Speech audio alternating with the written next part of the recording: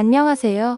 저는 경기도에서 거주하고 있고 결혼한 지는 3년이 된 26살 주부입니다. 사연을 시작하기 앞서서 제목과 같이 시아버지한테 무참하게 당해버렸고 정말 매일같이 눈물만 터져나오는 힘든 하루하루를 살고 있습니다. 23살이라는 어린 나이에 결혼을 하게 되었는데 의도치 않게 아이가 생기는 바람에 생각하지도 못한 결혼을 하게 되었네요. 그때는 덜컥 겁이 나기도 했지만 제게는 늘 든든하게 저를 지켜주는 남편도 있었고 제게 생긴 아이를 낳고 싶어서 큰 마음을 먹고 결혼하기로 결정했었죠. 지금은 그때 제가 선택한 그 결정이 너무 후회가 됩니다. 제 모든 것보다도 소중한 제 아이를 낳은 건 절대 후회가 되지 않습니다. 하지만 시아버지와 같이 사는 걸 동의했던 그 자체가 너무 잘못된 선택이었습니다.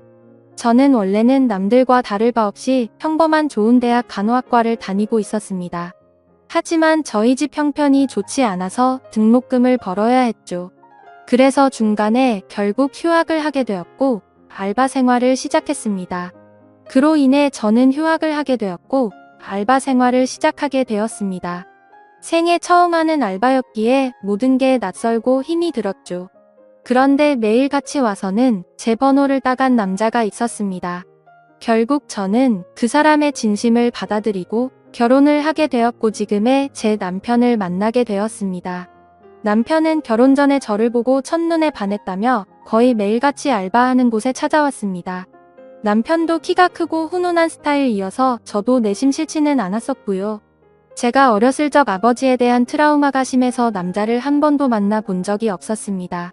그래서 다정한 남편에게 더 끌렸던 것 같네요. 그리고 결국 아이가 생겨서 학교로는 돌아가지 못했습니다.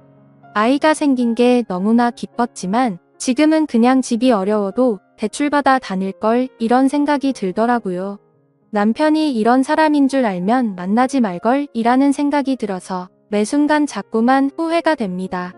이쁜 짓 하는 내 새끼 보면서 힘은 내지만 친구들 간호사 된 거 보면 부러운 마음이 크네요. 제 눈 제가 찌른 거니 할 말은 없습니다만 결혼해서 식모 취급받으며 시아버지께 머리채까지 잡힐 줄은 상상도 못했네요. 결혼 전에는 서로 부모님을 모시지 않기로 약속을 했는데 시아버지께서 혼자 지내시다 허리를 다치셔서 3개월 전부터 같이 살게 되었습니다. 저는 싫다고 그럼 내가 수발 들고 다 해야 하는 거 아니냐고 그랬는데 어쩜 그럴 수 있냐고 너무 독하다고 자기 아버지처럼 생각하라고 그러는데 저는 화가 났지만 결국 그러자고 해버렸습니다. 그때 독한 년 소리를 듣더라도 그냥 집에 들이지 말았어야 했는데 말이죠.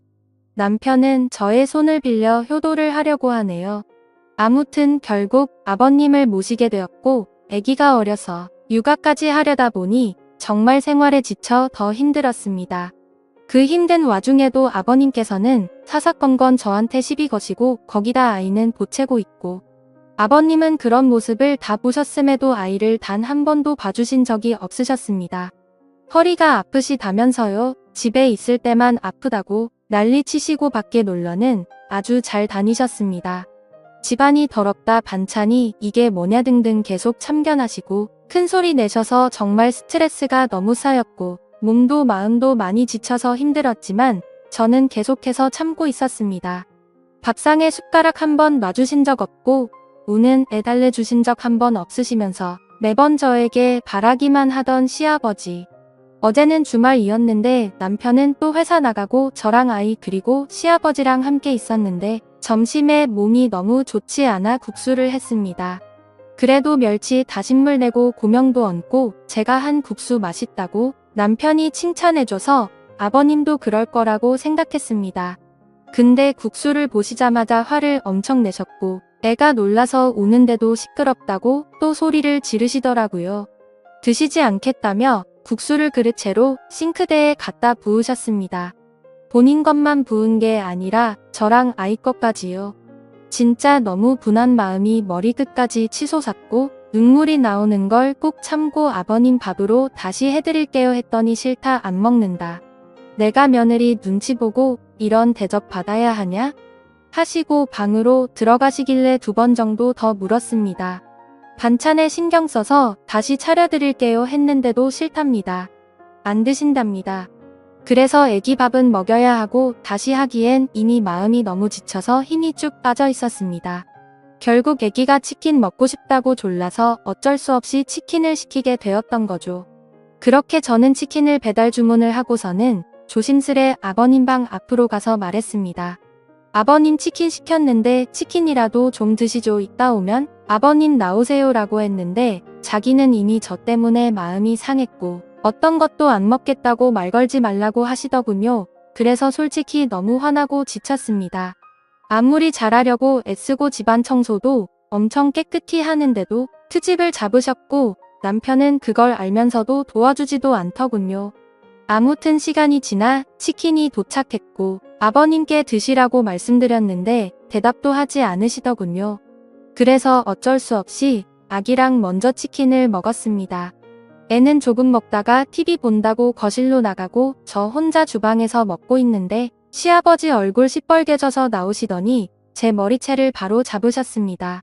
고얀년 2년 전년 하면서 머리채 잡고 흔드셨고 저는 너무 놀란 나머지 아버님을 밀쳤는데 아버님이 바닥에 넘어지셨습니다.